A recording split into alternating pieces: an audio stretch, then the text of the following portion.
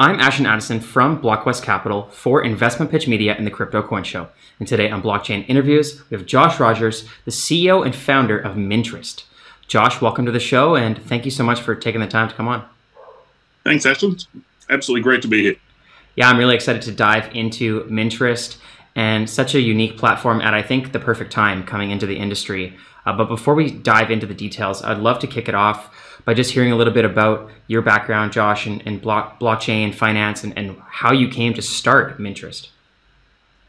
Sure. Look, it's a bit of a journey. I suppose I have what I could call is a competitive advantage in startups, and that is I'm older than everybody else. So I really started my startup career back in the mid-90s when IP telcos were kicking off. I got involved in content platforms in the early 2000s. I was involved in building out the world's first micro billing engine for content. We did the world's first monetization of content for Big Brother 2. So that's how far back that goes. And then got involved there fairly heavily in marketplaces in the noughties. Did a lot of work in Asia. And then was a founding investor for Freelancer, which obviously has become the largest freelancing platform in the world. And then I was also a founding director, founding shareholder, and the mentor for 7 years for Australia's largest cafe app called Hey You. I mentored the CEO, Rebecca Campbell, really from inception all the way through to her exit. I've done a lot of that work. I love doing it. I'm always, advising or mentoring, a few startups. And the reason I love doing that, apart from the difference it makes, is because it also keeps me sharp. And I really looked at blockchain fairly closely in 2017. I was really excited about the technology, but I couldn't get through. I couldn't kind of get over the fence, so to speak, in terms of the depth. There were all these white papers that I was reading that were talking about what they were going to do and not what they were actually going to do, raising vast amounts of money on a 4-page document. And for me, I really couldn't see any depth in the value creation process that was occurring then. And that has, for me, now completely changed. So, I'm someone who specializes, I suppose you could say, in architecting digital platforms. I'm always fascinated by value capture mechanisms.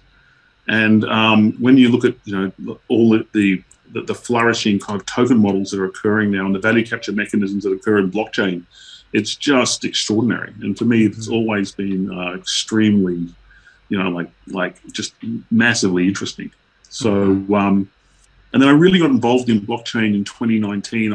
I came out to Estonia on a semi-holiday, and I'm based in Estonia now. The whole team is based here, and I'm an Australian. And obviously, you don't come to Estonia for the weather. But when I arrived here, I was just really taken aback by the caliber and quality of blockchain talent that is already based here, but also the caliber of blockchain talent you could hire in from places like Belarus or Ukraine or even Russia.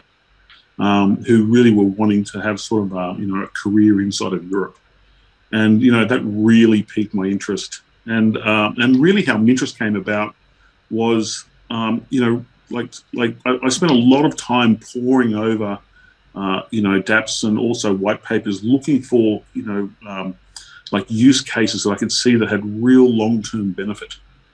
And and sort of May last year, obviously, which is when Compound went public with its token launch. That's when it really piqued my interest. And the thing that really stuck out for me was I really saw the liquidity mining architecture for Minterest, for Compound, where they give away tokens to the borrower and the lender to stimulate initial users. I saw that as a real breakthrough, but when you start drilling down into these models, I could also see that there were things that were missing, and there was a real space that was possible and available that hadn't yet been considered, and that's really where Minterest grew out of. Definitely. Great background, Josh, and very exciting, diverse background prior to blockchain. And yeah, I know what you mean when you see blockchain at the surface as an entrepreneur, and you're like, hey, we really need to create something of value and deliver it and not just have, it's same as the .com bubble where there are companies trying to take shortcuts and make a quick buck. And to see, once you see past that, you can really see there is a lot of value being produced. And as you mentioned with Compound, I think that's a great business model. And I think Minterest has a great business model as well.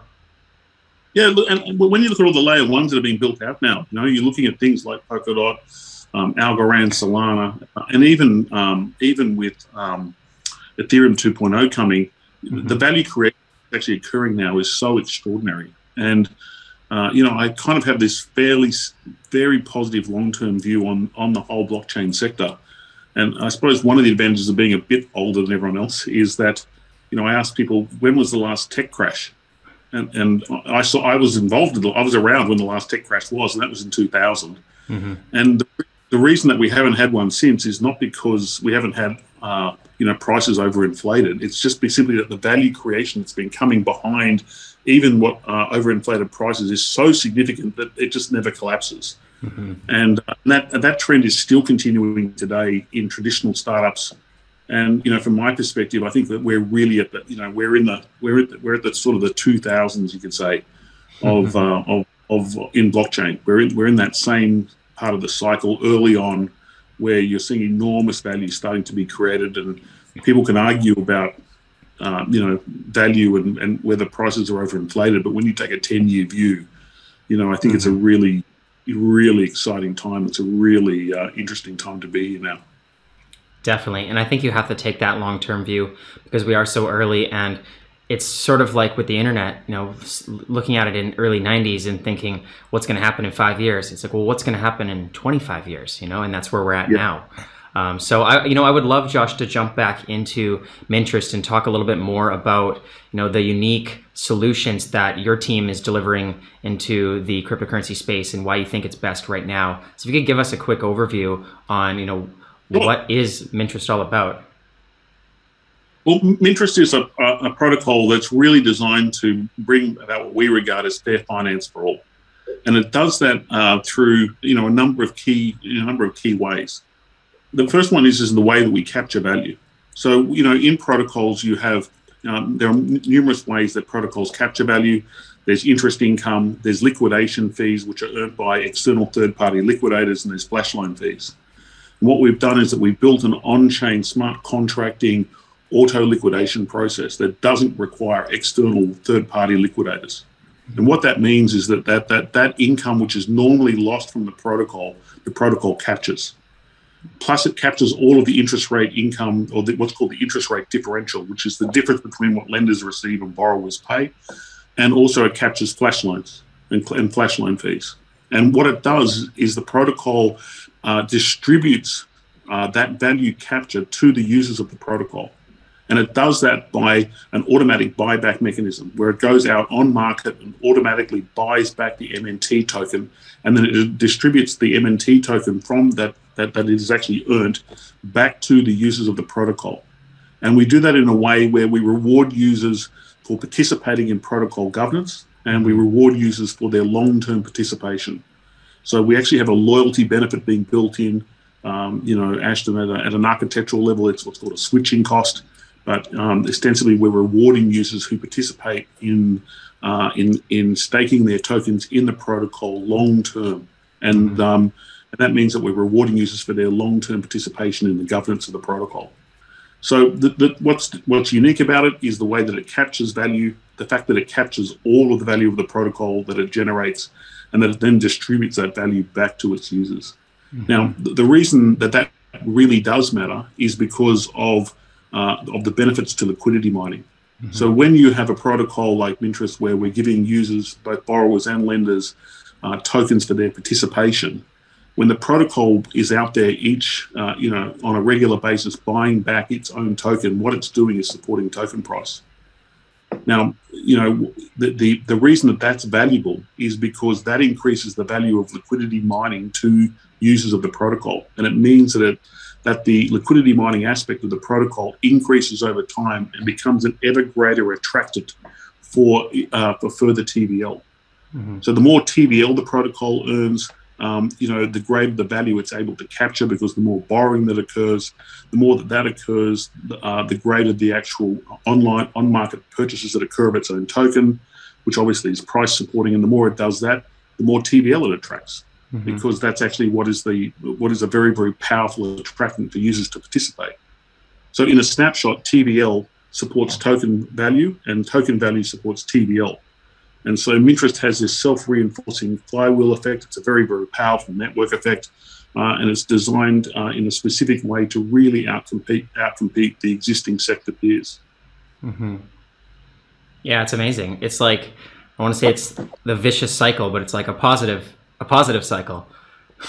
Well, that's actually what we. Well, that's really Minterest's intention, and the reason it's done that way is we think that that's actually the fairest way to actually design a protocol where the benefits that the value of any digital platform, and blockchain is a digital platform, is created by its users, and the value of any lending protocol is actually generated by the users who participate in that protocol. And so Minterest is built inside of a philosophy that those users should be the beneficiaries of that value.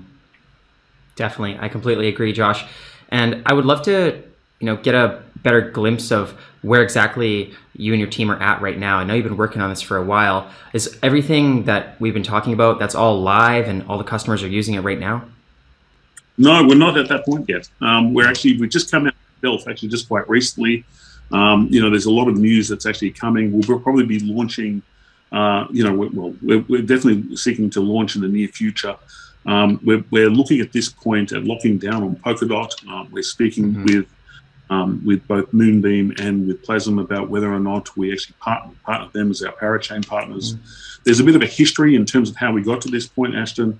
We actually built Minterest out in Substrate, and then we've actually elected to move to a Solidity smart contracting platform. We've got a team that we code in both Substrate and Solidity, so there's enormous capability in our team.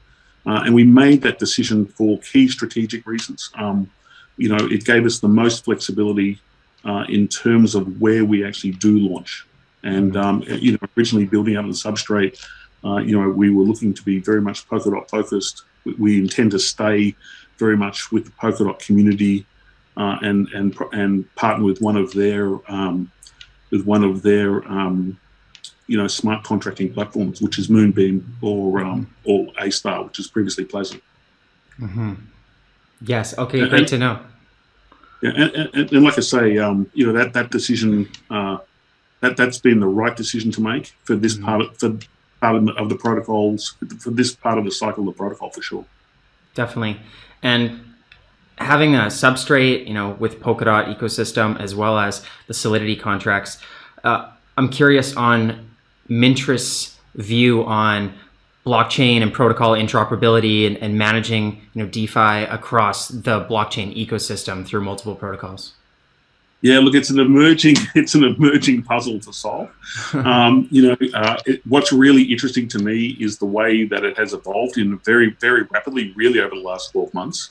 12 months ago, everyone was really seeing the solution as being simply bridging with wrapping. You're now looking at Substrate solutions that are coming, or that are being developed or in consideration of being developed, where people are trying to solve a key architectural problem called how do you have native token DeFi in a cross-chain universe. That problem is not there are people wanting to solve that, and we think that could be part of Minterest's future. Solving that part of Minterest's future is something that our team has capability for, or capability to deliver, but obviously it's also subject to governance by Minterest once it launches. Definitely. Yeah, and this is definitely a pivotal point in DeFi right now, where all these different protocols are coming together, and the amount locked into these protocols is continuing to explode. I'm curious to hear, your insights into what you think DeFi might look like 5 years from now, and where you see Minterest fitting into that. Well, I think the really interesting thing to crack is cross-chain DeFi using native tokens without wrapping. Yeah. And I think there are some people working on that sort of solution currently. It looks like that there'll be some initial platforms looking to solve that problem maybe next year, like a first iterations of solving those issues next year. But that's really at a technical level, that's what's got to be solved. And then the other thing is how do we privacy is going to become a significant aspect of DeFi platforms in coming years, and it has to be if traditional enterprise or traditional finance is going to come into DeFi. But what we're really wanting to do is how do we get the traditional like mum and dad user in the street to actually use DeFi? It's something that the team is very passionate about. It's really core focus for us as part of our long-term mission. How do we empower the average user in the street to be able to ostensibly take advantage of DeFi in a way that normal people can without having to go through what we all know is a fairly significant learning curve. How do you shorten the learning curve? How do you make DeFi approachable for the average user? How do you empower people globally, with a new form of finance? And that's really what excites us at Minterest. It really does. And solving that in a way that is meaningful and transformative, for me, that's what's really exciting about the whole DeFi space. Definitely, I'm looking forward to that. And I used decentralized exchanges back before Uniswap, and the user interfaces were horrible. And Uniswap makes it easy, but there still needs to add a functionality, and there's a balance between that, making it easy and having more functions. So I'm excited to see how that plays out as well. Yeah, look, it's a funny thing to consider because crypto just generally has a very, very steep learning curve. But one of the things we seem to also forget is that if you've never seen a smartphone before and we gave you a smartphone today, it has a very steep learning curve. And there's this iterative process that does occur over time. And it's exactly what's occurred in the internet. If you think about the internet and how people use computers today compared to how we did 25 years ago, even before the internet was even mainstream, there's this enormous sort of innate understanding and learning that is just simply taken for granted because it becomes part of what we know.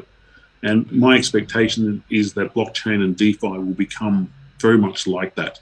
Right now, it's the general populace doesn't understand it.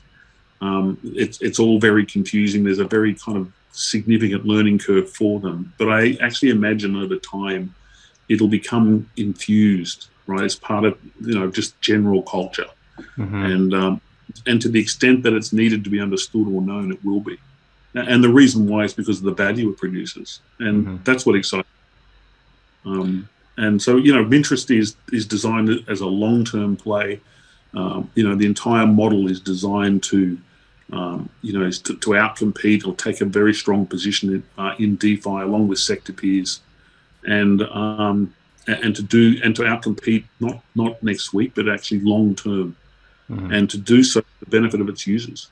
And DeFi is only, what are we, 18 months old, if that.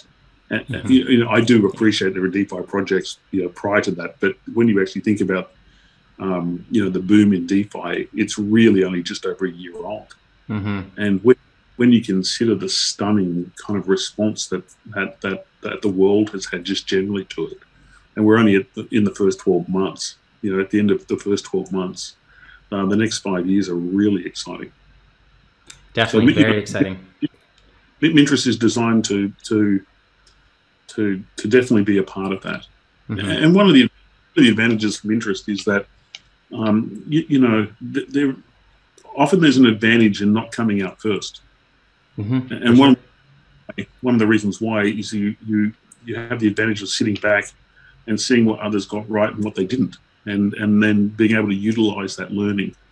So we feel that Minterest is really very much in that position. And look, if you think about who that applies to, it applies to people like Google and Facebook and all kinds of organizations who really came in that kind of second wave after what worked and what didn't work. So we'd like to think that Minterest is very much in that league.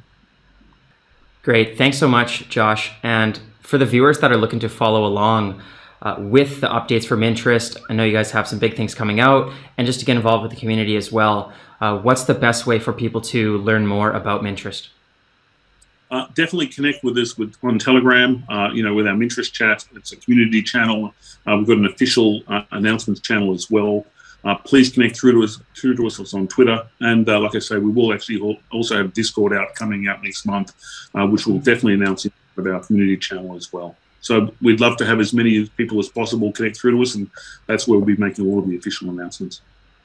Sounds great. I will leave all of those links in the description box below, and I will be following along as well. All the best with all these future updates with Minterest, and let's follow up in the near future. But thanks so much, Ashton. I really appreciate your time and great talking with you.